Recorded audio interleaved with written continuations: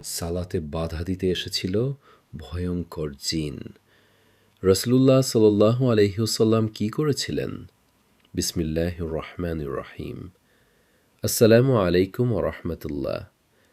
একবার ভাবুন তো, আপনি নামাজে দাঁড়িয়ে আছেন, চারপাশে নিস্তব্ধতা, আপনার অন্তর আল্লাহর স্মরণে ডুবে আছে, আর ঠিক সেই মুহূর্তে এক ভয়ঙ্কর জিন এসে আপনার নামাজ নষ্ট করার চেষ্টা করছে।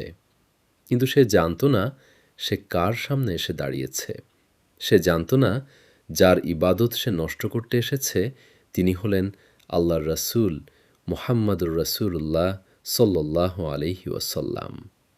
আর তারপর যা ঘটেছিল তা শুনলে আপনার অন্তর কেঁপে উঠবে। কারণ রাসূলুল্লাহ সাল্লাল্লাহু আলাইহি ওয়াসাল্লাম শুধু সেই জিনকে পরাস্তই করেননি, তিনি চাইলে তাকে মসজিদের একটি খুঁটির সঙ্গে বেঁধে রাখতে পারতেন, কিন্তু তিনি তা করেননি। কেন? কোন দোয়ার কারণে তিনি সেই জিনকে ছেড়ে দিলেন? কিভাবে রাসূলুল্লাহ সাল্লাল্লাহু আলাইহি ওয়াসাল্লাম শয়তানের ওপর বিজয় লাভ করলেন? আর এই ঘটনার সঙ্গে হযরত সুলাইমান আলাইহিসসালামের দোয়ার সম্পর্কই বা কী?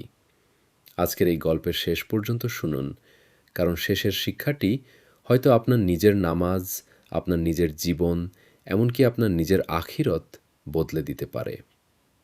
প্রথম অধ্যায়, রাতের নিস্তব্ধতা। রাত, চারপাশে নিস্তব্ধতা, মানুষ ঘুমিয়ে আছে। কেউ দুনিয়ার চিন্তায় ক্লান্ত হয়ে ঘুমাচ্ছে, কেউ আগামী দিনের পরিকল্পনায় ব্যস্ত, কেউ আবার গভীর ঘুমে অচেতন। কিন্তু আল্লাহর প্রিয় বান্দাদের জীবন ছিল অন্যরকম। তারা জানতেন রাত শুধু ঘুমানোর জন্য নয়, রাত হল রবের সঙ্গে সম্পর্ক গভীর করার সময়। রাসূলুল্লাহ সাল্লাল্লাহু আলাইহি ওয়াসাল্লাম রাতের নামাজে দীর্ঘ সময় দাঁড়িয়ে থাকতেন, এমনকি তার পা ফুলে যেত। সাহাবায়ে কেরাম যখন তাকে এত দীর্ঘ ইবাদত করতে দেখতেন, তখন তাকে জিজ্ঞেস করতেন, আপনার তো আগের ও পরের ভুল ত্রুটি ক্ষমা করে দেওয়া হয়েছে, তাহলে আপনি এত কষ্ট করে ইবাদত করেন কেন? রাসূলুল্লাহ সাল্লাল্লাহু আলাইহি ওয়াসাল্লাম উত্তর দিতেন, আমি কি কৃতজ্ঞ বান্দা হব না? কি অসাধারণ কথা! আমরা একটু ভালো থাকলেই আল্লাহকে ভুলে যাই, একটু বিপদ কেটে গেলেই নামাজে অলস হয়ে যাই। কিন্তু রাসূলুল্লাহ সাল্লাল্লাহু আলাইহি ওয়াসাল্লাম আল্লাহর এত বড় অনুগ্রহ পেয়েও আরও বেশি কৃতজ্ঞ হয়ে এবাদতে দাঁড়িয়ে যেতেন। সহিহ বুখারীতে এসেছে, দীর্ঘ নামাজের কারণে রাসূলুল্লাহ সাল্লাল্লাহু আলাইহি ওয়াসাল্লামের পা ফুলে যেত। তাঁকে কারণ জিজ্ঞেস করা হলে তিনি বলেছিলেন, আমি কি কৃতজ্ঞ বান্দা হব না? দ্বিতীয় অধ্যায়, নামাজে শয়তানের আক্রমণ। এবার আসুন মূল ঘটনায়। রাসূলুল্লাহ সাল্লাল্লাহু আলাইহি ওয়াসাল্লাম নামাজে দাঁড়িয়েছেন, তিনি আল্লাহর সামনে। আর ঠিক তখন এক ভয়ঙ্কর জিন তার সামনে এসে উপস্থিত হল। সহিহ হাদিসে তাকে বলা হয়েছে ইফরিত, অর্থাৎ শক্তিশালী ও দুষ্ট জিনের একটি শ্রেণী। তার উদ্দেশ্য ছিল রাসূলুল্লাহ সাল্লাল্লাহু আলাইহি ওয়াসাল্লামের নামাজে বাধা সৃষ্টি করা, নামাজের একাগ্রতা নষ্ট করা। কিন্তু সে ভুল জায়গায় এসেছিল, কারণ আল্লাহ তাআলা তার রাসূলকে তার উপর শক্তি প্রদান করেছিলেন। রাসূলুল্লাহ সাল্লাল্লাহু আলাইহি ওয়াসাল্লাম তাকে পাকড়াও করলেন। হ্যাঁ, যে জিন এসেছিল নামাজ নষ্ট করতে, সেই জিনই মুহূর্তের মধ্যে রাসূলুল্লাহ সাল্লাল্লাহু আলাইহি ওয়াসাল্লামের নিয়ন্ত্রণে চলে এলো। সহিহ বুখারীর বর্ণনা এসেছে, রাসূলুল্লাহ সাল্লাল্লাহু আলাইহি ওয়াসাল্লাম তাকে এমনভাবে পরাস্ত করেছিলেন যে তিনি চেয়েছিলেন তাকে মসজিদের একটি খুঁটির সঙ্গে বেঁধে রাখতে, যাতে সকালে মানুষ তাকে দেখতে পারে। ভাই, আমাদের জীবনেও কি এমন হয় না? কেউ আমাদের অপমান করল, আমরা পাল্টা অপমান করতে চাই। কেউ আমাদের ক্ষতি করল, আমরা তার দ্বিগুণ ক্ষতি করতে চাই। কেউ আমাদের ছোট করল, আমরা তাকে সবার সামনে ছোট করতে চাই। কিন্তু রাসূলুল্লাহ সাল্লাল্লাহু আলাইহি ওয়াসাল্লামের জীবন আমাদের শেখায়, ক্ষমতা থাকা আর ক্ষমতার অপব্যবহার করা এক জিনিস নয়। প্রকৃত শক্তিশালী মানুষ সে নয় যে অন্যকে হারাতে পারে। প্রকৃত শক্তিশালী সে যে রাগের সময় নিজেকে নিয়ন্ত্রণ করতে পারে। পঞ্চম অধ্যায়, জিনেরা যখন কুরআন শুনেছিল। এবার আসি আরেকটি বিস্ময়কর ঘটনার দিকে। জিন জাতি সত্যিই কুরআন শুনেছে এবং তাদের মধ্যে কেউ কেউ ঈমানও এনেছিল। কুরআনের একটি পূর্ণ সূরাই রয়েছে, সূরা আল জিন। সেখানে আল্লাহ আমাদের জানান একদল জিন কুরআন শুনেছিল। তারা নিজেদের জাতির কাছে ফিরে গিয়ে বলেছিল, আমরা এমন এক কিতাব শুনেছি যা আশ্চর্যজনক। এটি সঠিক পথের দিকে পরিচালিত করে, তাই আমরা এতে ঈমান এনেছি। সহিহ মুসলিমের বর্ণনাতেও এসেছে জিনেরা কুরআন শুনেছিল এবং বলেছিল তারা এমন এক কুরআন শুনেছে যা সঠিক পথ দেখায়। এরপর তারা তাদের সম্প্রদায়ের কাছে ফিরে যায়। কি আশ্চর্য! একই কুরআন মানুষ শুনে ঈমান আনে, জিন শুনে ঈমান আনে। কিন্তু আজ আমরা সেই কুরআন ঘরে রেখেও পড়ি না। মোবাইলে কুরআন আছে, কিন্তু সময় নেই।